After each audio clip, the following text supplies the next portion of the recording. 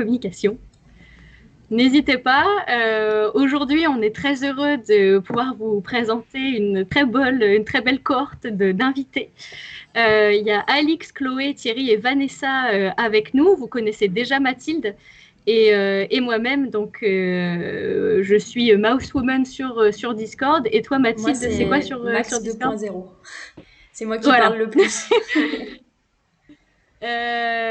Alix et Chloé sont deux entrepreneuses aujourd'hui et communicantes dans le secteur culturel. Toutes les deux ont fait deux écoles différentes, l'une école de commerce et l'autre école de communication. Elles ont toutes les deux été freelance, c'est-à-dire indépendantes. Dans le milieu de la communication, elles vont nous raconter un peu leur parcours et comment elles ont évolué. Thierry, lui, est étudiant en école de commerce. Il réalise aujourd'hui son stage de fin d'études dans une start-up à Lyon, aussi dans la communication. Vanessa est passée de professeur de français à responsable marketing et communication. Comment cela est possible? L'histoire d'une autodidacte, notamment dans la communication digitale. J'espère que je vous ai bien introduit tous les cas. C'est un petit teaser, ouais. On va en parler un peu plus que ça. Pour nous présenter toutes les deux aussi d'un point de vue communication, toi Mathilde, tu es en reconversion professionnelle pour devenir community manager et tu es aujourd'hui en alternance chez Hello Charlie. Et moi, j'ai fait vraiment le parcours giga classique, classe préparatoire, école de commerce, stage en agence de communication et responsable communication aujourd'hui en entreprise. Donc voilà, on a différents profils autour de la table. Bienvenue à nos invités et bienvenue sur Twitch et bienvenue à tous pour ceux qui viennent de nous rejoindre entre-temps. Dites-nous d'ailleurs dans le chat, est-ce que vous connaissez des métiers dans la communication? Et c'est la première question que j'aimerais poser à Thierry, puisqu'il est le seul homme de cette assemblée du jour, donc laissons-lui l'opportunité de commencer. Est-ce que tu pourrais me donner une définition de ce que c'est la com pour toi aujourd'hui? Yes, question à 1 million. C'est ça. La communication, comment définir la communication? Ouais. Je dirais tout simplement la communication regroupe toutes les manières qu'a une entreprise de communiquer, qui peut être en interne et en externe. Voilà, okay. Pour faire ça simplement. C'est une bonne communication, c'est une bonne définition assez simple. Chloé, est-ce que toi, tu as une définition à toi de ce que c'est la communication aujourd'hui? Alors, pour moi, la communication, désolée pour ce halo de lumière qui est... ça donne envie de t'accompagner. Éblouit mon visage, voilà. Mais alors, pour moi, la communication, c'est vraiment comment on va à la fois communiquer sur les services et comment on va mettre en avant, sans employer le mot comment on va mettre en avant le message, la vision de l'entreprise, tout ce qui est service ou produit, mais aussi la proposition de valeur d'une entreprise. Ok. Donc effectivement, la communication est assez large. La communication, ça se fait sur différents supports, papier ou sur le web. Ça se fait à différents endroits, sur la rue, dans la rue, sur notre smartphone, à la radio, à la télé. Ça se fait auprès de différentes personnes, c'est-à-dire ce qu'on appelle des cibles de communication. Et on peut parler de différentes choses, d'une marque, d'un produit, d'un service. Le métier de communication a de toute façon assez évolué ces dernières années avec l'ère du digital. Et Alix, toi, tu me disais hier que la communication fait finalement partie du domaine culturel. Est-ce que tu pourrais m'en dire plus là-dessus? Tout à fait. Donc, en fait, il faut faire la distinction. C'est très important, surtout quand on est étudiant ou jeune diplômé, qu'on est en phase d'orientation dans une formation. Il faut faire la distinction entre le secteur de la communication et la fonction communication. Le secteur de la communication, ce sont tous les métiers liés à l'image, en fait. Donc, par exemple, la publicité, qui est un des sous-secteurs de la communication, fait partie du secteur culturel. Quand on travaille en agence de communication, en agence de pub ou qu'on est même graphiste, on travaille dans la communication, mais donc on travaille dans la culture. Et après, donc ça c'est vraiment surtout pour la partie agence. Et ensuite, il y a la fonction communication Par exemple, si vous êtes chargé de communication pour une entreprise du BTP, vous ne travaillez pas dans la culture. Donc, il faut faire la distinction entre la fonction et le secteur d'activité. Merci beaucoup pour cette définition assez originale de la communication. Et moi, Vanessa, ce que j'aimerais te demander, c'est quoi pour toi la différence entre la communication et le marketing? Parce qu'on entend souvent ces deux mots côte à côte, notamment dans les études et aussi dans les métiers. Est-ce que toi, tu es responsable communication et marketing? Est-ce que tu saurais faire la distinction entre les deux? Pour moi, le marketing, c'est comment on va parler finalement de nos produits. Donc, c'est plutôt axé autour de nos produits, quelle va être notre stratégie pour les définir et en parler. Et la communication, c'est plutôt toutes les actions qu'on va mettre en place pour faire rayonner la marque.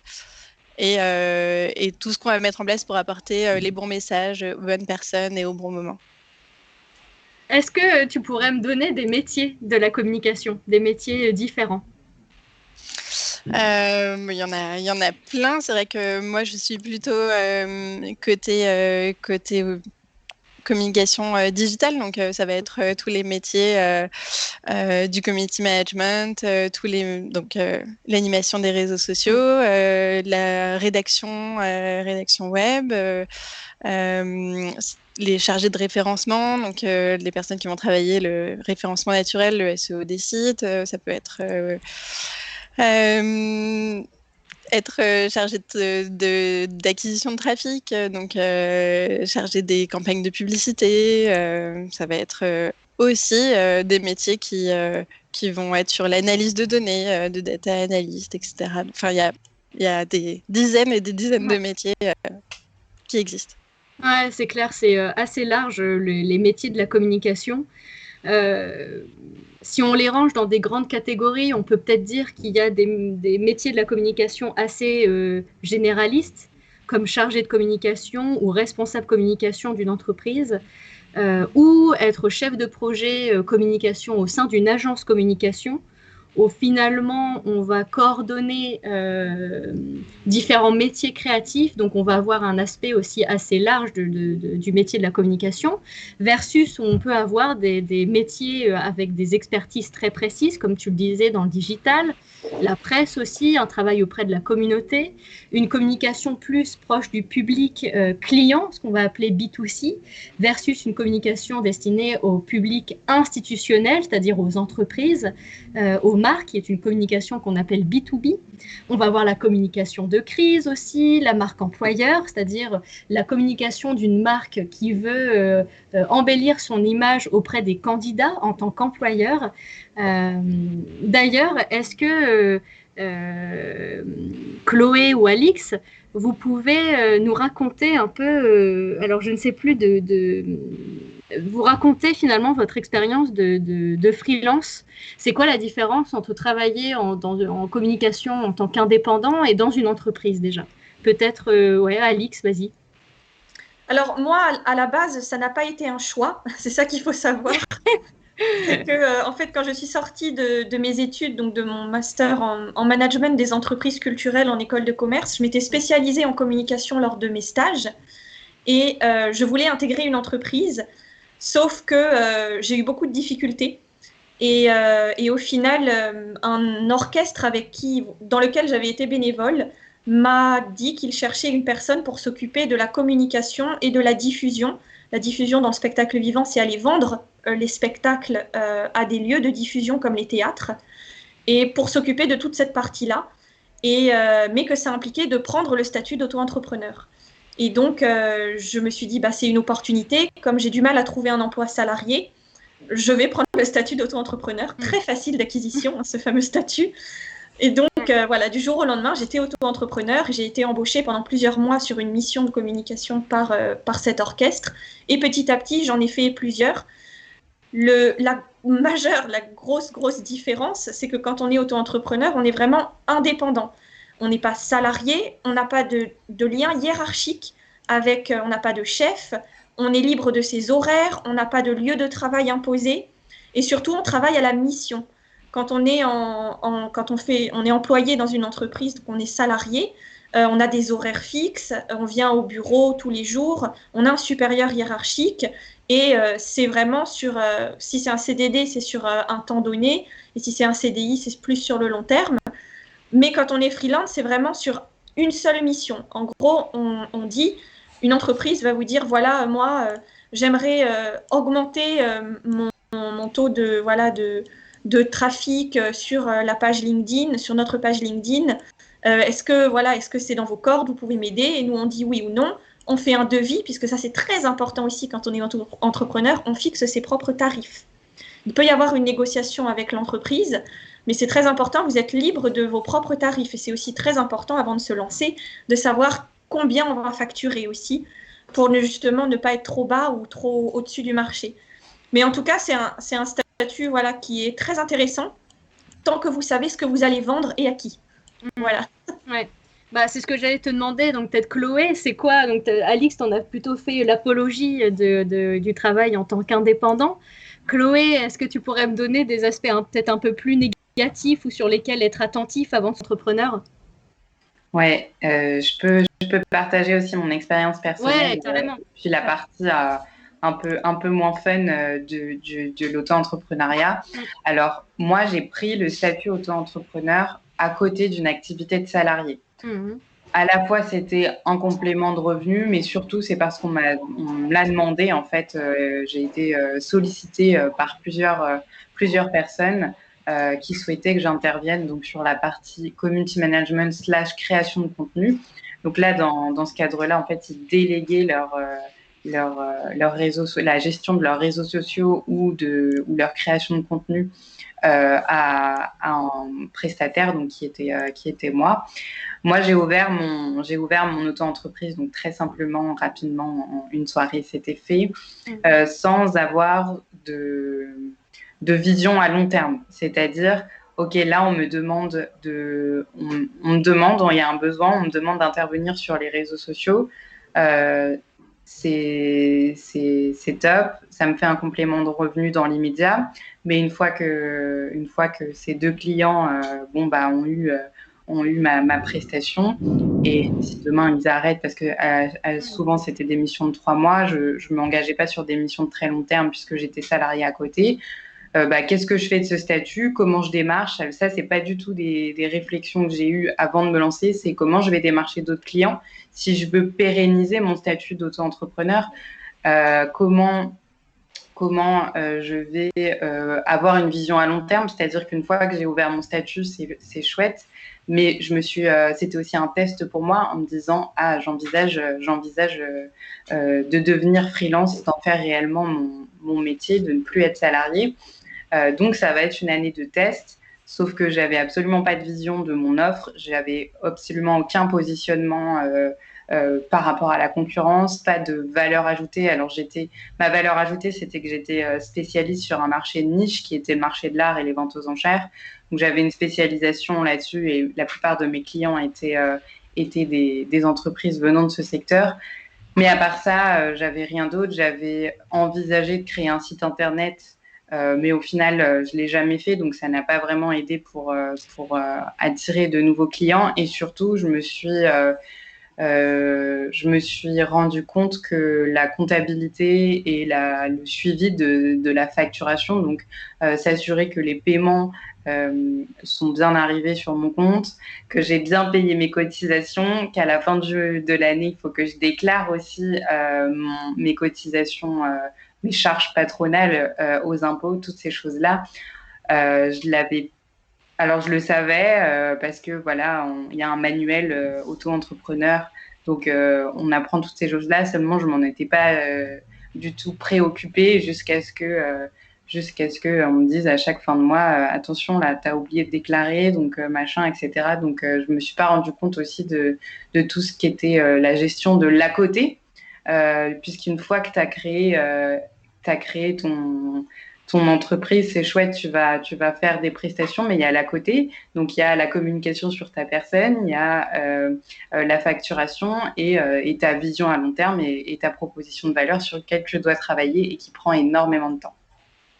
Et il faut ajouter aussi que c'est précaire. Hein. Il y a quand même... C'est l'un des gros inconvénients du freelance, c'est la précarité, en fait, surtout au début. C'est que quand on n'a pas de vision à long terme, on prend les opportunités qui s'offrent à nous, mais on est interchangeable. On peut partir l'entreprise peut se débarrasser de nous, entre guillemets, du jour au lendemain.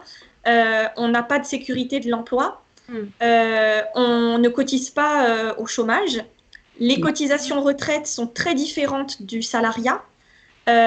Tous les types de cotisations, voilà, vraiment sont très différentes. Le système de régime de sécurité sociale est différent aussi, quoiqu'il a été récemment unifié. Mais de manière générale, voilà, c'est un statut qui est assez précaire, notamment au début. Et c'est vrai que quand on est jeune, ça peut paraître ouais, super, je vais être flexible, je vais faire ce que je veux, je vais créer mon propre emploi. Ça, c'est ce qui revient le plus souvent. Ouais, et au final, non seulement, comme il n'y a pas de vision à long terme, c'est difficile de se faire un nom, de se faire une place. Il y a la partie administrative qui est énorme hein, quand même quand on est freelance. Et il y a surtout cette partie précarité. Hein. Les revenus par mois ne sont pas les mêmes. C'est que moi, je pouvais gagner 500 € et un autre mois, 3000 en fait. Et c'est vrai que c'est quelque chose à prendre en compte. Bien sûr. Et qui peut être un inconvénient, notamment quand on a une famille avec des enfants ou un conjoint ou une conjointe qui n'est pas, qui lui aussi ou elle aussi est dans une situation plus difficile. Avoir des revenus inégaux, c'est compliqué. Ouais, merci beaucoup pour ce témoignage vraiment sans bas les masques quoi. Vous avez vraiment là la vie brute de deux anciennes freelances, donc à la fois les aspects positifs et négatifs. Si vous avez des questions dans le chat toujours sur l'entrepreneuriat et ce statut d'auto-entrepreneur, n'hésitez pas. Moi, après tout ce que vous avez raconté, toi Thierry, tu es en fin d'études de communication. Est-ce que ce statut d'auto-entrepreneur t'y a déjà songé pour plus tard ou est-ce que tu es bien là en entreprise? Alors justement, c'est vrai que moi, pendant la première période du confinement l'an dernier, vu que les cours, j'avais très très peu de cours et j'avais énormément de temps, donc justement, moi j'ai créé moi aussi mon statut pendant le confinement parce que voilà, histoire en complément de revenus et pour m'occuper. Et puis l'objectif aussi c'est vrai que moi je suis encore en études, j'ai beaucoup moins d'expérience, donc c'était gagner en compétences, gagner en expérience, vu que au tout début le statut auto-entrepreneur est très avantageux. C'est-à-dire que quand on est étudiant, par exemple, ou quand on n'a pas forcément besoin d'argent, on peut faire ça à côté et on n'est pas non plus à regarder chaque mois combien on a d'argent de côté, est-ce qu'on pourra payer son loyer, etc. Donc moi, je n'avais pas cette urgence-là, c'était histoire de gagner en compétences. Donc c'est ce que j'ai fait. Vu que j'ai très peu d'expérience professionnelle, forcément, c'était plus compliqué pour moi de trouver des clients et arriver à se vendre. Donc moi, j'étais sur des plateformes de freelance et c'est des plateformes internationales, donc c'est des clients du monde entier. Donc j'ai eu de la chance, j'ai réussi à avoir quelques contrats pendant la première période de confinement. Donc ça, c'était sympa. Et après, forcément, j'ai repris les cours et j'ai trouvé un stage. Donc tout ce qui est freelance, je l'ai mis de côté. Pour l'instant, j'ai pas encore fermé mon statut, à voir si je le fais ou pas. Mais en tout cas, c'était très enrichissant parce que forcément, on apprend sur le tas, sur la création de son statut, sur déclarer ses revenus, tout l'aspect financier, l'aspect se vendre aussi, négocier, faire un devis. Donc ça, c'est très enrichissant. Qu'on soit à la sortie d'études, qu'on ait un peu plus d'expérience, je pense on n'a pas forcément plus d'avantages les uns que les autres. Donc non, c'était vraiment intéressant. À terme, est-ce que je vais partir là-dessus? Je pense pas. En tout cas, c'est pas mon objectif actuellement. En tout cas, j'ai eu une petite vision de quels étaient les avantages et les inconvénients.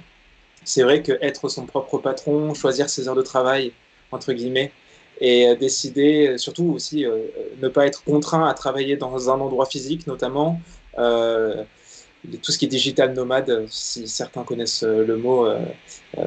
Voilà, ça c'est vrai que c'est vraiment des avantages. Pour l'instant, c'est pas dans mes priorités, parce que je suis encore jeune et j'ai besoin d'apprendre, justement, de gagner en compétences, en assurance et aussi en légitimité, mais peut-être pour plus tard. Ok, merci beaucoup pour ça. Et moi, ce que j'aimerais aborder maintenant comme thématique, c'est l'évolution des métiers de la communication, notamment liés au digital. Et donc là, toi, Vanessa, tu as quelques trucs à nous dire par rapport à ça. Sur mon parcours, tu veux dire? Ouais, sur ton parcours, qu'est-ce que tu as fait? Donc, Ouais. j'ai dit tout à l'heure que tu étais à la base donc, professeur de français. Et donc, comment t'en es venue à aujourd'hui, finalement? Ouais. Donc déjà, je suis peut-être la plus âgée d'entre nous. J'ai bientôt 34 ans. Quand j'ai dû choisir mon orientation à la fin du lycée, j'étais déjà très attirée par les métiers du web, sauf que c'était beaucoup de formations d'informaticiens. Tous les parcours dans la com n'avaient pas du tout l'aspect com digital qu'il y a aujourd'hui. Maintenant, il y a plein de parcours qui existent, mais à l'époque, c'était vraiment très dur à trouver.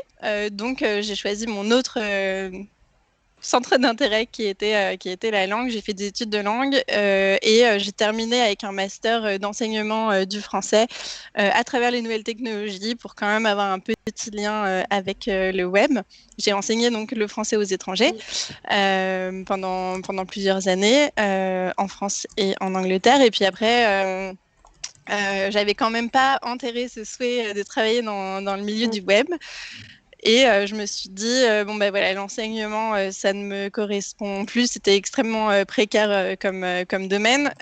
Donc, je me suis laissée 1 an pour trouver un boulot dans le web sans reprendre mes études. Et puis, ben, ça a fonctionné. J'ai tapé à pas mal de portes. J'ai toujours eu des sites web ou des forums ou des comptes sur les réseaux sociaux, etc., ou des chaînes YouTube. Et en fait, ça m'a appris à tout faire. Au final, ça m'a appris à gérer des réseaux sociaux, ça m'a appris à rédiger pour le web, ça m'a appris le référencement naturel, monter des vidéos. Toutes les compétences en fait qu'on demandait en entreprise, je les avais. J'avais pas de diplôme qui correspondait à ça, mais par contre, je m'étais formée toute seule.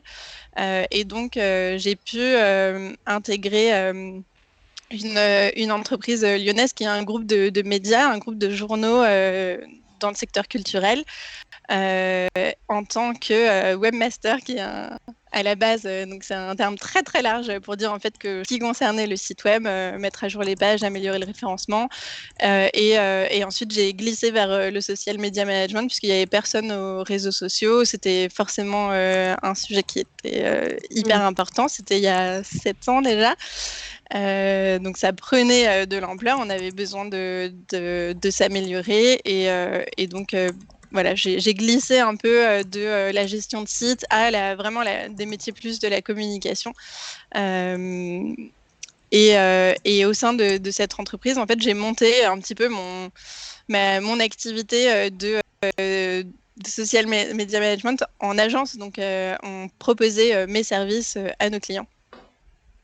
Et donc, j'ai été community manager pour plein de marques différentes. Et ensuite, j'ai quitté cette entreprise pour bosser vraiment en agence en tant que consultante brand content. Donc là, j'ai pu travailler sur l'identité de marque, sur le choix des leviers, toujours sur les réseaux sociaux, mais beaucoup plus sur la création de contenu et ce qu'on appelle l'inbound marketing, donc créer des contenus pour faire en sorte que le consommateur vienne à nous. Et voilà, et aujourd'hui, je suis au projet Voltaire en charge de toute la stratégie marketing communication de la marque. Et je gère aussi toute une équipe puisqu'on est 5, bientôt 6. Ah, trop bien. Trop bien, tu me parlais là de ton expérience en agence de communication. C'est quoi, en quoi c'est différent de freelance? Je pense que d'auto-entrepreneur, c'est assez évident, mais par rapport à une entreprise, c'est quoi la différence? La différence, c'est que l'agence, on est dans une sorte de bouillonnement un peu permanent, on change à n'importe quel moment de la journée puisqu'on passe d'un client à un autre. On peut avoir des clients qui sont dans le bâtiment comme dans les cosmétiques ou la nourriture. Enfin, on change de sujet en permanence et du coup c'est passionnant. On a la chance quand on est en agence d'apprendre 1000 choses parce qu'on est vraiment entouré de personnes qui sont experts sur des sujets très spécifiques. Donc moi j'étais dans une agence assez grosse puisqu'on était une grosse soixantaine. Et donc, ça permet d'apprendre auprès de personnes qui font que du SEO, que du référencement naturel toute la journée, médias toute la journée, que de la publicité toute la journée. Et donc, ce que j'ai pu apprendre en 3 ans là-bas, c'est gigantesque parce que j'étais vraiment auprès d'experts de leur sujet. Ouais. Après, moi, ce qui me correspondait pas, c'était justement de communiquer sur plein de sujets. Quand on est communicant, c'est important qu'on soit intéressé par le produit qu'on vend ou par la marque qu'on défend, et c'était pas toujours le cas. Donc, j'avais vraiment ce besoin de retourner de travailler pour une marque qui a du sens pour moi, d'évoluer dans une entreprise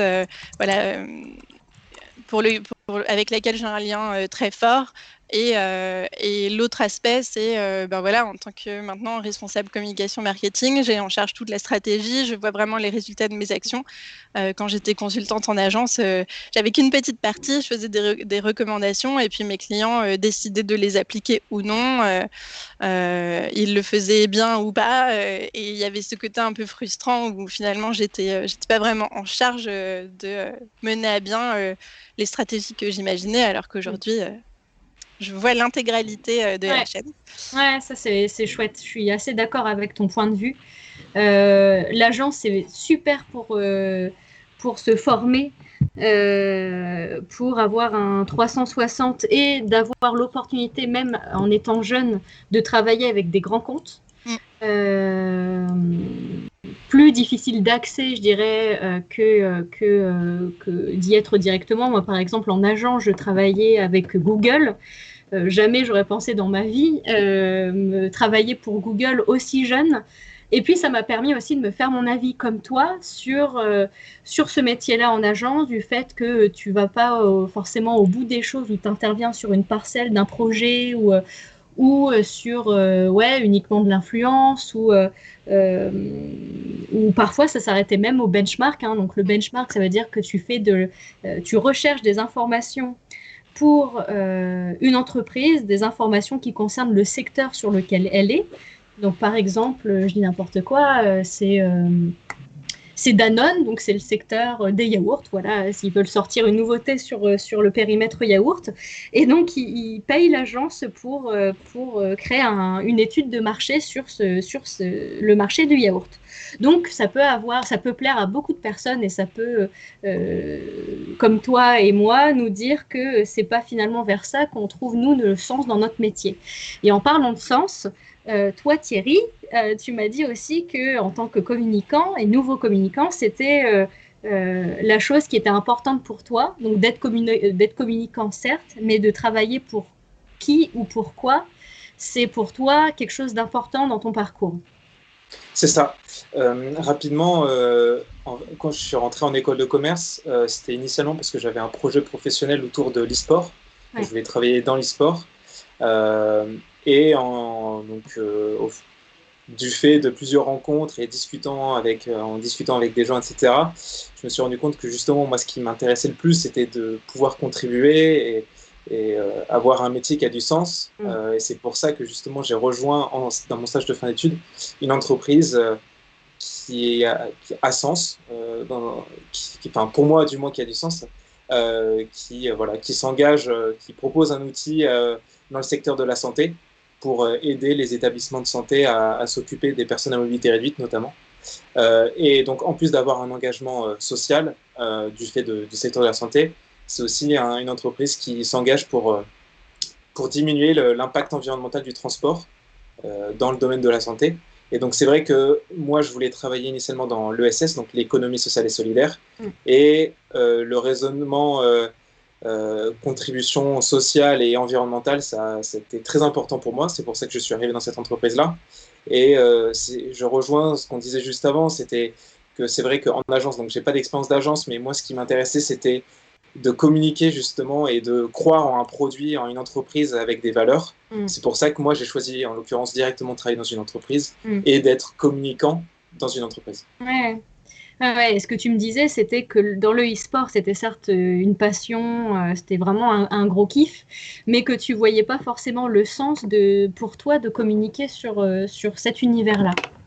C'est ça, c'est vrai que l'e-sport, c'est du monde du divertissement, c'est vrai que c'est Ouais. les jeux vidéo et c'est à la croisée avec le sport également, c'est de l'événementiel, voilà, il y a des valeurs, il peut y avoir des valeurs, mais c'est vrai que quand je me suis fait un peu un bilan et de réfléchir à qu'est-ce que je voulais faire de ma vie, je me suis dit que je voulais que ce soit plus concret, on va avoir un retour plus direct sur ma contribution. Et c'est vrai que avec Nomad, l'entreprise dans laquelle je suis, on va dire l'impact est beaucoup plus direct et beaucoup plus tangible. Et certes, le divertissement, c'est quelque chose auquel enfin, qui est important pour tout le monde. On regarde sûrement tous des séries, on regarde sûrement tous des films, on écoute de la musique, on va à des concerts, etc.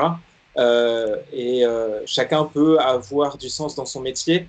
Et c'est vrai que moi, j'avais besoin de plus que ça, en l'occurrence. Et c'est ça que j'ai recherché, et c'est ça que je recherche, en l'occurrence, en travaillant avec Nomad.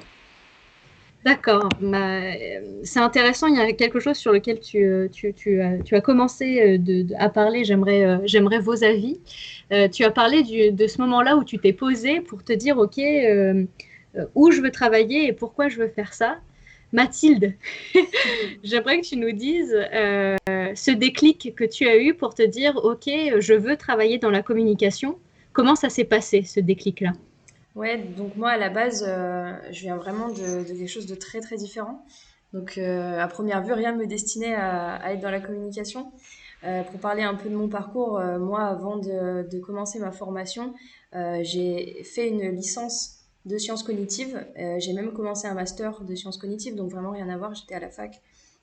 Et en fait, même si mes études me plaisaient et que ce que j'étudiais était passionnant, euh, enfin, les débouchés derrière me plaisaient pas forcément. En tout cas, moi, je me voyais pas faire de la recherche parce que les sciences cognitives, c'est vraiment beaucoup de la recherche. Et moi, c'était pas quelque chose qui me plaisait, en tout cas dans lequel je me projetais pas. Et du coup, je suis vraiment arrivée à un moment dans ma vie où j'étais en crise identitaire. Je me disais, mais qu'est-ce que je veux faire de ma vie?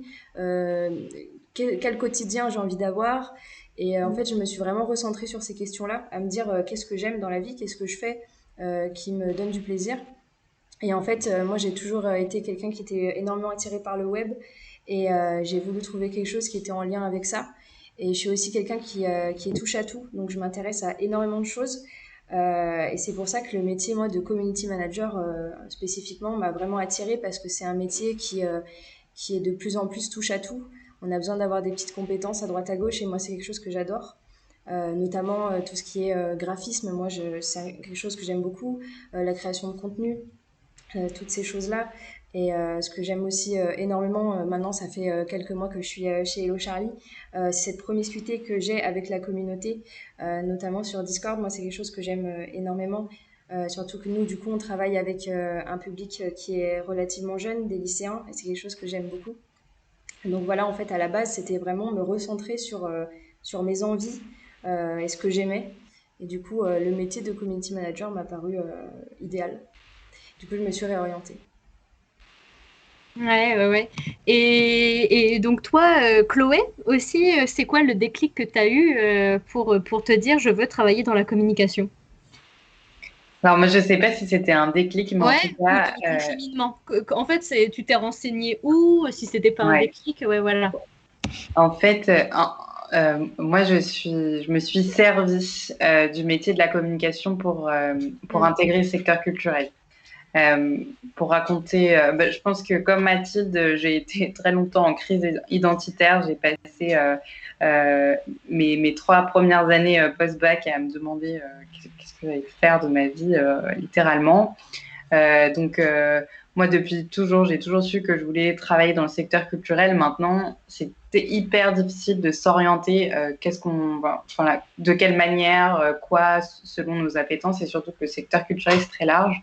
Donc, pour revenir un peu à mon parcours de lycéenne, moi, j'ai un bac littéraire option art plastique. Voilà, donc j'étais la pure artiste de base. Et je me suis, en me renseignant, donc je me dédiais plutôt après le bac à plutôt des BTS en communication visuelle, ou alors, pourquoi pas, faire une prépa Beaux-Arts, etc. Je me suis renseignée notamment en me rendant à des salons. Alors, à l'époque, il n'y avait pas autant de ressources. Je ne suis pas très vieille, mais j'ai l'impression qu'à mon époque, il n'y avait pas autant de ressources sur Internet. Le site le plus riche était l'ONICEP, qui est toujours très, très, très bien documenté, mais c'est vrai que moi, ce qui m'a permis d'y voir plus clair, c'était des salons spécifiques. Je me suis rendu compte que être artiste professionnel, ou en tout cas travailler dans la communication visuelle et graphisme, ça me correspondait pas forcément dans le caractère, dans aussi la façon de travailler. Et du coup, je suis allée à la fac. J'ai fait une licence de lettres plutôt après mon bac, en me disant le journalisme, ça a l'air pas mal parce que j'adore écrire, donc je vais me dédier je vais décider de m'orienter dans le journalisme culturel. Dès la première année, j'ai eu un module de cours qui s'appelait définition du projet professionnel, où on devait donc aller sur le terrain interviewer des personnes qui faisaient le métier qu'on souhaitait faire. Et ça, pour moi, déjà, ça a été, en termes de méthodologie, ça a été une révélation. C'est-à-dire que aller sur des salons, se renseigner sur Internet, c'est pas aussi précieux qu'un témoignage métier. Donc, ça a été un déclic pour moi là-dessus, où je me suis dit, OK, il faut que je rencontre plus de professionnels qui vont m'aider à y voir plus clair. Donc, j'ai fait tout un dossier sur le journalisme, le métier de journaliste culturel. Je me suis rendu compte que vraiment, pareil, ça ne me convenait pas. En termes de conditions de travail, plutôt, on me parlait déjà d'être indépendant. C'est un métier où on est aussi très solitaire. Moi, j'adore voir du monde, je suis hyper sociable. Et du coup, je me suis dit, oui, non, je suis pas, voilà, c'est pas mon caractère non plus. On me parlait déjà, en fait, des métiers de la communication dans mon entourage, en me disant, mais Chloé, la com, ça recrute à fond. OK, il faut que tu y ailles, il faut que tu ailles dans la com si tu sais pas quoi faire. Le secteur culturel, de toute façon, c'est bouché. Il faut absolument que tu aies un bagage métier, compétences. Et comme ça, si ça marche pas pour toi, l'insertion professionnelle dans le secteur culturel, tu pourras aller bosser ailleurs. Je pense que moi, avec le recul, en dehors du secteur culturel, faire de la com ailleurs, ça ne m'aurait jamais plu. Si j'avais pas réussi à entrer dans le secteur culturel, j'aurais fait autre chose, peut-être un autre métier, ou voilà, mais c'était pas un choix. C'était une stratégie pour atteindre mon but. Au final, la com, ça me convient parfaitement. Et d'ailleurs, moi, j'ai commencé par faire mon tout premier stage. C'était des relations presse. Alors, je faisais de la communication pour une compagnie de théâtre, mais très clairement, j'ai fait beaucoup de rédaction de dossiers de presse et de communiqués de presse. Puis, j'ai fait beaucoup de community management par la suite.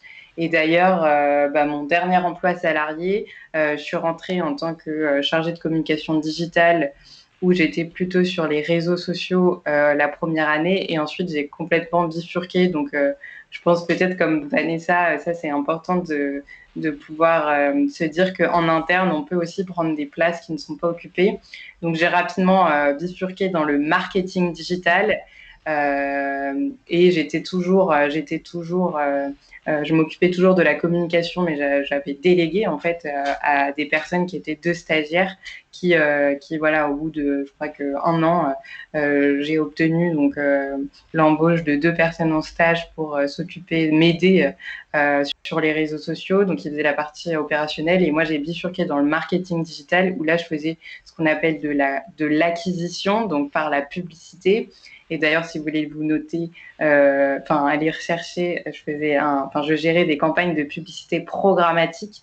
Donc pareil, la programmatique, c'est si vous êtes intéressé par la publicité, ça recrute pas mal aussi. Enfin, c'est un peu, c'est une nouvelle forme de publicité, et c'est assez passionnant d'ailleurs. Donc rien à voir avec les relations presse et la rédaction et le journalisme de base. mais ça m'a plu tout autant. De toute façon, je trouverai jamais mon métier de rêve. Mon métier de rêve, c'est d'être touche à tout et donc d'être entrepreneur. C'est tout de suite maintenant là que j'ai trouvé ma voie, c'est être touche à tout, être entrepreneur, créer mon propre métier, ma propre entreprise. Donc, comme quoi, vous avez le temps de vous trouver, puisque moi, je me suis finalement trouvée très tardivement. Et justement, est-ce que pour toi, le chemin que tu as eu, si tu devais le refaire, est-ce que tu le referais pareil? Parce que se lancer comme ça tout de suite dans la création de son poste, on veut être tout de suite touche à tout. Est-ce que toi, tu trouves que c'est compliqué d'être touche à tout sans passer d'abord par des cases où tu découvres le métier par des briques et tu te fais un peu un avis sur chacune des facettes de la communication, bien que tu n'aies pas pu non plus tout exploiter encore? Non. Mais c'est quoi ton conseil par rapport à ça? Moi, mon conseil par rapport à ça, moi, je trouve que l'entrepreneuriat, quel que soit le projet, c'est hyper formateur et surtout, je trouve que ça donne du sens à tout ce que vous allez apprendre. Moi, si c'était à refaire, je pense que, alors à mon époque, l'entrepreneuriat n'était pas aussi encouragé en études, mais je pense que je prendrais le parcours je choisirais des études d'entrepreneuriat ou en tout cas j'aurais ce fameux statut d'étudiant entrepreneur qui existe. Voilà, vous êtes étudiant avec un projet d'entrepreneuriat. Je pense que j'irais plutôt dans ces études-là, même si je pense que je me lancerais pas si c'était à refaire, je me lancerais pas dans l'entrepreneuriat directement après mes études parce que ça nécessite aussi de la maturité. Il faut que vous appreniez à vous connaître en tant que professionnel et ça, si vous n'avez pas d'expérience en entreprise, vous allez avoir du mal à apprendre à vous connaître parce que on a des façons de travailler. C'est là qu'on se rend compte si on aime travailler en équipe, avec quel type de personnes on aime travailler et surtout quelle personnalité on est en entreprise. Est-ce qu'on est leader? Est-ce qu'on est plutôt dans la réflexion? Est-ce qu'on est plutôt fédérateur? Enfin voilà, il y a des choses à apprendre sur soi en entreprise qu'on n'apprend pas ailleurs. Carrément. Carrément. Et donc, Alix, est-ce que tu peux répondre à cette question? Est-ce que la communication, c'est une voie facile? Est-ce que ce sont des métiers faciles? Tout dépend ce qu'on entend par facile. Ah, voilà. Parce que l'idée reçue sur le métier de la communication, c'est que c'est accessible, tu n'as pas besoin d'une grosse formation. Enfin, voilà, c'est relativement simple, la com. Qu'est-ce que tu as à répondre à cette idée reçue? Alors, la communication, à la base, ça s'apprend, hein, ce n'est pas inné. Il y a beaucoup de jeunes qui s'engagent dans cette voie-là parce qu'ils rêvent, en fait. Voilà, ça fait rêver, la communication. C'est une fonction ou un secteur qui font vraiment rêver. Mais il faut savoir que ça nécessite des compétences techniques, des compétences relationnelles aussi, même d'intégration en entreprise, et que ça ne se fait pas du jour au lendemain comme ça. En revanche, il est vrai que c'est un métier qui s'apprend beaucoup sur le terrain et au contact des autres. C'est-à-dire qu'on peut avoir un bagage très théorique. À partir du moment où on met vraiment en pratique ce qu'on a appris, on apprend très très vite. C'est un métier qui s'apprend vite et surtout, c'est un métier qui parle beaucoup au littéraire, par exemple, puisque ça nécessite quand même des qualités rédactionnelles, une bonne orthographe, un bon esprit de synthèse aussi, c'est important. Donc, c'est pour ça que beaucoup de littéraires s'orientent là-dedans. Mais c'est vrai qu'il y a beaucoup de possibilités aussi d'évolution. C'est-à-dire qu'on peut commencer en tant qu'assistant de communication en stage et quelques années plus tard, avoir un poste à responsabilité. Notamment si on est dans une entreprise qui propose ce type d'évolution, c'est un secteur, enfin une fonction où les évolutions, que ce soit en termes de salaire ou de carrière, sont assez intéressantes, on va dire, comparées à d'autres fonctions. Et est-ce qu'on trouve du boulot facilement? Alors tu vas me dire, ça dépend dans quel secteur, mais comme c'est comme vous avez des billes par rapport à ça, est-ce que la communication, ça recrute? Alors, dans tout ce qui est communication digitale, de toute façon, tout ce qui est digital de manière générale, ça recrute beaucoup plus. Par exemple, les relations presse, ça recrute plus depuis très longtemps. C'est des fonctions qui ont été externalisées, confiées à des agences notamment, mais qui ne sont plus de moins en moins, en dehors des grands groupes, c'est de moins en moins présent en interne. En revanche, voilà, tout ce qui est les fonctions liées au digital, et en plus, c'est des métiers qui sont en constante évolution avec les nouvelles technologies, et notamment très récemment, voilà, on a de plus en plus de segmentation des métiers de la communication. Avant, un chargé de communication faisait à peu près tout, il y a encore 10 ans. Aujourd'hui, ça s'est vraiment segmenté. Aujourd'hui, comme le disait Vanessa, il y a une variété de métiers énorme, et notamment dans les grandes entreprises, surtout, c'est très segmenté. C'est-à-dire qu'il y aura quelqu'un qui s'occupera uniquement de la communication externe, quelqu'un d'autre uniquement de la communication interne, quelqu'un d'autre qui sera uniquement sur la marque employeur, quelqu'un d'autre à la publicité, quelqu'un d'autre aux relations presse, quelqu'un au print, quelqu'un au digital, quelqu'un qui fera du community management, du community building aussi, qui est une toute nouvelle fonction qui a émergé récemment. Et c'est extraordinaire, en fait, le potentiel qu'il y a. Et c'est ça aussi qui est intéressant dans les métiers de la communication, c'est les passerelles qui existent entre les différentes fonctions aujourd'hui de la communication, puisque à partir du moment où on est en contact toujours avec ces compétences et qu'on apprend sur le terrain, les capacités d'évolution sont quand même très intéressantes. Mais c'est un secteur qui reste quand même difficile d'accès, surtout si on n'a pas une compétence métier définie en fait. Quand on a du mal à se positionner sur le type de fonction qu'on souhaite effectuer, nous on a plein de jeunes qui nous disent « je veux bosser dans la com ». Et on leur dit « mais bosser dans la com, ça veut rien dire ».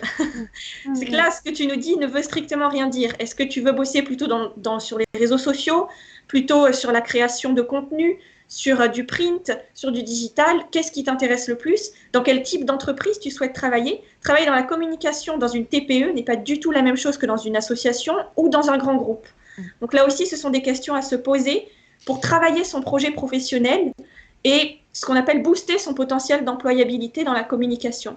Puisqu'aujourd'hui, on se retrouve quand même face à de plus en plus de jeunes qui s'orientent vers ces métiers-là, avec la démocratisation de l'alternance notamment. De plus en plus de jeunes vont s'orienter vers le marketing et la communication dans des écoles privées souvent et vont chercher une alternance, un stage ou un premier emploi, mais ça devient bouché puisqu'ils ont fait des études extrêmement généralistes.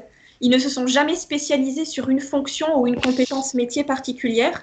Et donc, quand ils débarquent avec leur CV, avec 2 stages ou 2 ans d'alternance à leur actif, mais où ils ont fait beaucoup de général et qui ne savent pas ce qu'ils veulent faire réellement en entreprise, ils ont beaucoup de mal à se vendre et à vendre leurs compétences. Donc, c'est pour ça que quand on est étudiant, c'est très important, comme l'a dit Thierry, de se poser cette question en fait du projet professionnel. Quel est mon projet professionnel? Voilà, je voudrais travailler dans la communication, mais qu'est-ce qui m'intéresse dans la communication? Quelles sont les compétences que j'ai? Comment est-ce que je peux exploiter ce que j'ai déjà fait lors de mes stages pour justement identifier le meilleur type de poste qui me convient? Puisque poster son CV sur LinkedIn en disant « je cherche une alternance dans la communication » ne sert strictement à rien. Non, mais c'est clair, ça ne sert à rien, surtout quand on n'a pas le réseau qui va derrière et qu'on a un seul like au final sur la publication. Ouais, c'est clair. Ce qu'il faut, c'est dire, se présenter comme un expert en fait d'un métier, avec une compétence ou 2 compétences clés. Par exemple, en disant, je cherche un poste en tant que community manager dans une TPE, dans tel secteur, par exemple. Voilà, c'est très spécifique, en rajoutant, je suis spécialisée dans la création de contenu et la fidélisation d'une communauté sur les réseaux sociaux. Voilà, c'est un message très basique, mais c'est ça, en fait, un projet professionnel qu'on peut vendre. Alors, j'ai une question pour vous deux, justement, Chloé et Alix. J'ai une personne qui nous demande qu'elle aimerait devenir community manager dans une structure culturelle parisienne. Quels tips me donneriez-vous pour trouver un job en sortie de master? Alors, est-ce que la personne est déjà en études? Elle est étudiante, c'est ça? Je pense que oui. Je pense que oui, si tu peux nous dire dans le chat un peu plus par rapport à ça. Mais est-ce qu'il y a des astuces à connaître pour séduire les institutions culturelles à l'embauche? Alors, il faut savoir que le secteur culturel est très friand de profils digitaux. D'accord. C'est vraiment une compétence qui est de plus en plus recherchée par les entreprises culturelles, notamment avec la crise sanitaire. Les entreprises culturelles qui jusqu'ici étaient peu digitalisées ont été obligées en fait de digitaliser leurs pratiques de diffusion, de création, de production pour s'adapter aux changements de la société et surtout aux nouvelles technologies. Et donc, ils ont de plus en plus besoin de ces profils web digitaux, justement pour accompagner cette digitalisation de leurs pratiques. Donc, le community management est une fonction qui recrute pas mal dans la culture, notamment dans les musées, le spectacle vivant ou l'édition. Et c'est vrai que voilà, c'est une bonne orientation. En revanche, ce qu'il faut savoir, c'est que dans le secteur culturel, notamment dans les musées, les salaires sont beaucoup plus bas que dans d'autres secteurs d'activité. Donc, commencer en tant que community manager dans le secteur culturel, ça sera plus facile que si vous cherchez un poste dans la production musicale, par exemple, ou je ne sais quoi, voilà, production de spectacles vivants ou des choses comme ça, qui recrutent peu quand même. Mais ça sera quand même difficile et surtout, voilà, il ne faut pas s'attendre à un salaire mirobolant, surtout au début, puisque voilà, le secteur culturel est connu pour avoir des salaires très bas quand même dans des fonctions qui recrutent beaucoup. Ouais, et puis tu disais que community manager, donc c'est effectivement très recherché. Et si tu peux rajouter cette notion et cette capacité de pouvoir créer des communautés, ça, les institutions visiblement sont assez friands de ça aussi. Donc si jamais tu décèles ce besoin-là dans une institution, n'hésite pas à dire que tu es très à l'aise sur Twitch, sur Discord et sur Instagram, etc. Comme petit coup de pouce aussi très très très important, c'est de multiplier les expériences. Là encore, comme Thierry et Vanessa et Mathilde, si l'on dit tout le monde, que ce soit de l'auto-entrepreneuriat, du bénévolat, des stages courts, il faut multiplier au maximum les expériences dans la communication. Moi, ce qui a fait la différence dans mon parcours quand j'ai voulu m'orienter vers la communication, c'est que j'avais été bénévole, j'avais fait du bénévolat dans la chorale où je chantais quand j'étais étudiante. Et c'est là que j'ai commencé, que je me suis familiarisée avec les métiers de la communication, alors que j'y connaissais rien du tout. Mais je l'ai découvert sur le terrain parce qu'il y avait une graphiste qui chantait, qui était juste à côté de moi, qui était une chanteuse de la chorale, et qui m'a dit « Hey, mais tu as fait une section littéraire, tu dois avoir des bonnes capacités rédactionnelles. Moi, je sais faire de la création de contenu. Est-ce que ça te dit qu'ensemble, on crée une page Facebook pour la chorale ?» Et ça a commencé comme ça. C'est comme ça que je me suis dit, hey, j'adore la com. J'ai envie de bosser dedans. Mais à la base, moi, je voulais être prof. Donc, j'avais pas du tout de... l'aspect communication m'avait jamais vraiment sauté aux yeux. C'est au contact de cette graphiste que c'est venu. Et ça a été un gros atout après. Vraiment, de pouvoir mettre en valeur cette expérience-là dans la communication, même si elle était bénévole. Évidemment, il ne faut pas dire que c'était bénévole, c'est une expérience professionnelle à part entière. Ça a été voilà, un gros atout pour moi dans mon insertion professionnelle. Super, donc justement, tu parlais aussi donc, d'être touche à tout. Toi, Vanessa, tu t'es formée toute seule sur les métiers de la communication, donc tu as enchaîné ces petites expériences. Est-ce que tu peux nous en dire un peu plus sur comment tu as fait pour apprendre toute seule ? Oui, ce que je conseille souvent, c'est comme on vient de le dire, il faut en fait avoir des choses à montrer. Hein. Donc moi, quand j'ai voulu travailler dans la com, et dans le web surtout, j'avais pas de diplôme là-dedans. J'étais prof de français, donc c'est sûr que au premier abord, c'était pas très vendeur. Mais par contre, j'avais un site qui tournait bien, j'avais une chaîne YouTube avec des abonnés, j'avais des réseaux sociaux avec des abonnés, et tout ça, je l'avais fait toute seule. Et en fait, c'était ma vitrine. C'était montrer tout ce que je savais faire et tout ce que j'ai su faire pour moi. Je pouvais bien sûr le faire pour une entreprise. Et c'était voilà, un peu ma carte de visite. Donc, c'est vrai que c'est une très bonne astuce de commencer par développer quelque chose pour soi, un blog. Des réseaux sociaux, le faire pour sa tante qui a une entreprise de je sais pas quoi ou sa chorale. Et en ligne, en fait, il y a tout ce qu'il faut. La communication, c'est beaucoup de bon sens et c'est réussir à comprendre quels outils existent et quels outils on va actionner quand on veut tel ou tel résultat. Et c'est beaucoup de stratégie, beaucoup de bon sens. Et après, sur les aspects techniques de comment je fais pour poster ça ou pour paramétrer tel truc, mais il y a un monde entier de formations qui existent en ligne et il y a tout ce qu'il faut. Il y a aussi pas mal de formations en ligne, gratuites ou non, des certifications. Il y a voilà, les formations de Google, les formations de HubSpot. Il y a plein de choses gratuites qui existent. Et finalement, c'est aussi montrer quand on passe ces certifications qui sont en ligne et gratuites, c'est aussi quelque chose en plus sur son CV pour dire, voilà, j'ai peut-être un diplôme dans la com, mais en plus, j'ai fait ça et ça, je me suis formée tout seul. Moi, maintenant, comme je suis manager, je suis amenée à recruter aussi, et c'est forcément quelque chose que je regarde. Les diplômes, les écoles que vous faites ou que vous allez faire, elles sont importantes. Maintenant, elles vous donnent un diplôme à un instant T. Le web, ça change tous les jours, donc il faut régulièrement se mettre à jour. Il faut réussir à montrer et à prouver qu'on continue de se former, même une fois que nos études sont derrière nous. Donc, ce que je conseille souvent, c'est voilà, avoir des choses à montrer, continuer à se former en ligne, passer des certifications. Encore une fois, il y en a qui sont gratuites. Et je ne dis pas ça parce que je travaille au projet Voltaire, puisque je n'ai pas été la première à le dire, mais il faut avoir un français irréprochable, il faut avoir du vocabulaire, il faut avoir une manière d'écrire. Voilà, on ne peut pas travailler dans la com avec une mauvaise orthographe et un manque d'expression, ça c'est certain. Oui. Ça, vraiment, on n'insiste pas assez dessus, mais nous, on est un cabinet de recrutement aussi. On recrute sur des postes de communication pour des entreprises culturelles. Et clairement, des CV avec des lettres de motivation remplies de fautes d'orthographe pour des postes en communication, c'est pas possible. Non, mais vraiment, c'est vraiment rédhibitoire, parce qu'après, c'est l'image aussi de marque de l'entreprise qui est en jeu. Une fois qu'on publie sur les réseaux sociaux notamment, ou qu'on envoie des communiqués de presse, donc c'est essentiel, vraiment. Ouais, je suis bien d'accord avec vous. Oui, c'est ça.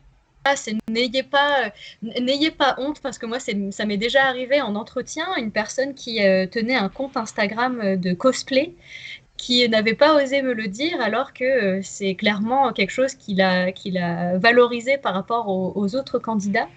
N'ayez pas peur de dire que vous êtes sur TikTok, que vous êtes sur Insta, que vous êtes modérateur sur Discord, ou que vous streamez de temps en temps sur Twitch. Au contraire, moi, je vous encourage énormément à le valoriser et à le faire, et vraiment ne pas en avoir peur, parce que si c'est ce qui vous plaît, vous ferez aussi, vous, le tri des entreprises, pas avec ça.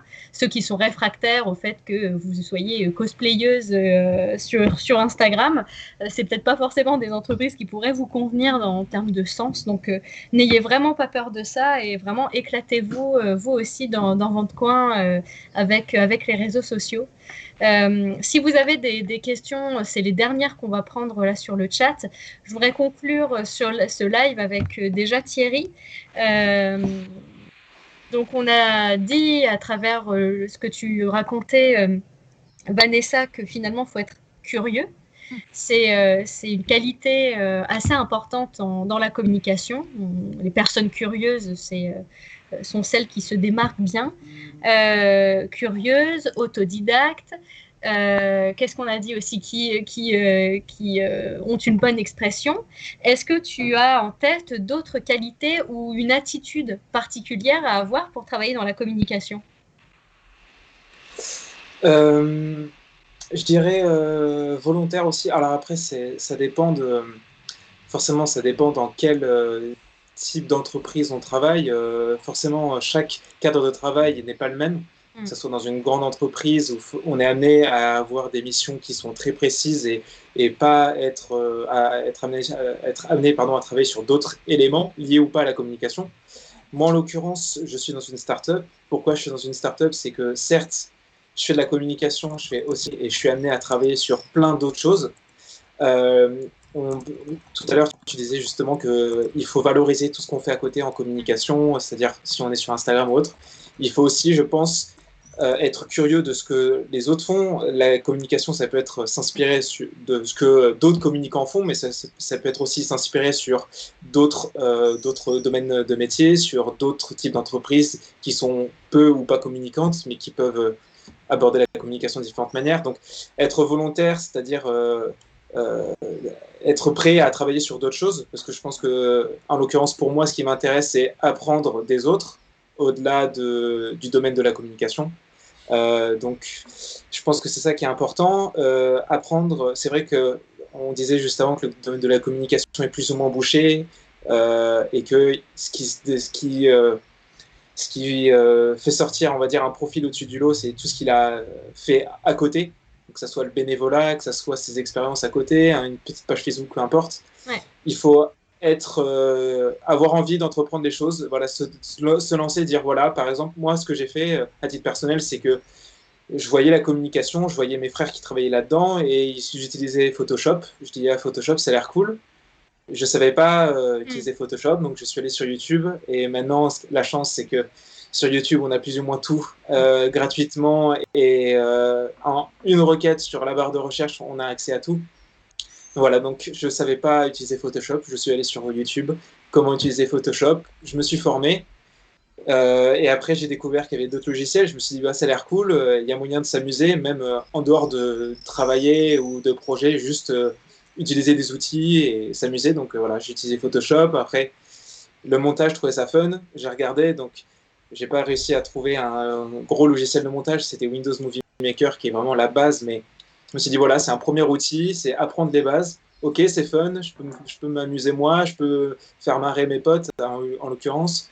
Et voilà, c'est gagner en compétences sur des choses qui paraissent toutes bêtes, quoi. C'est en soi, moi je m'amuse avec mes copains, et ben pourtant c'est des compétences. Et ensuite, c'est voilà, c'est une première étape. Ensuite, on monte on gravit les échelons, on apprend de plus en plus, on essaie de gagner de plus en plus de compétences.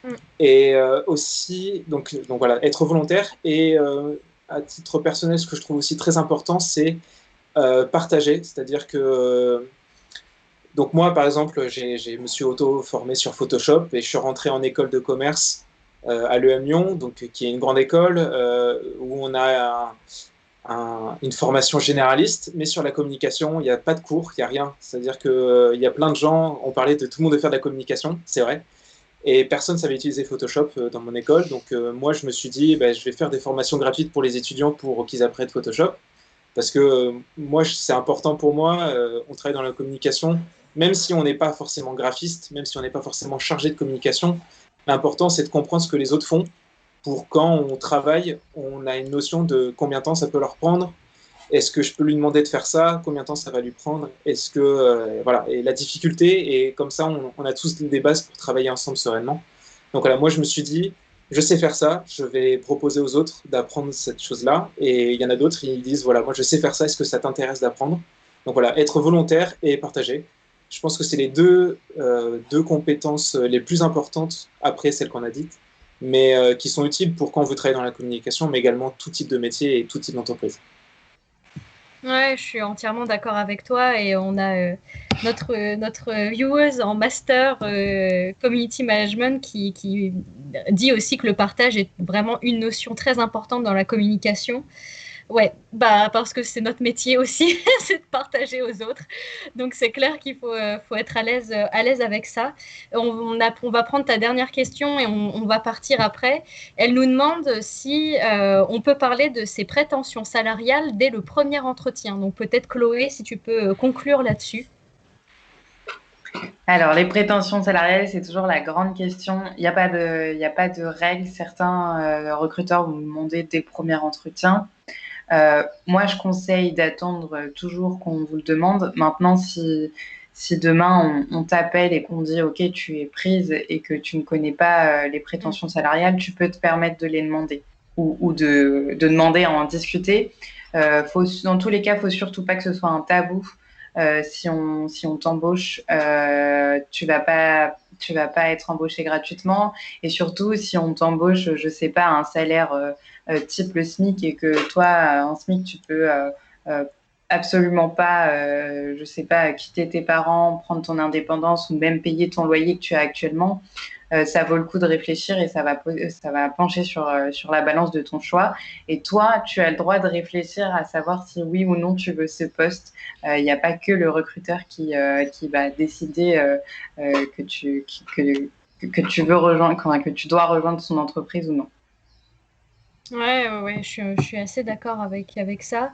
Après, c'est vrai que dans la communication, donc comme vous disiez, dans le milieu culturel, notamment musée, les salaires sont plutôt bas au début, du moins. Après, dans la communication, vraiment, les salaires sont hyper explosés. Moi, je suis complètement à l'aise à le dire.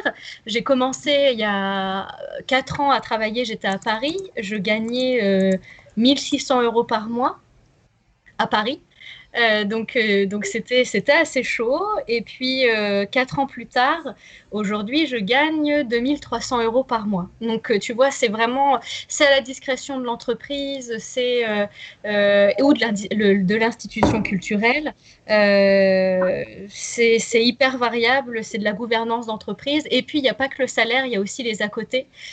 Tout ce qui est avantages en tickets restaurant, les transports en commun. Donc à Paris, les entreprises sont obligées de te rembourser la moitié de ton pass Navigo. Ça peut être des formations, ça peut être des jours en plus de tes congés payés.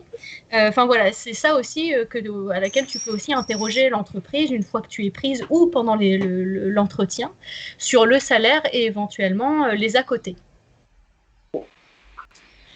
Voilà, bah écoutez, je pense qu'on est bon.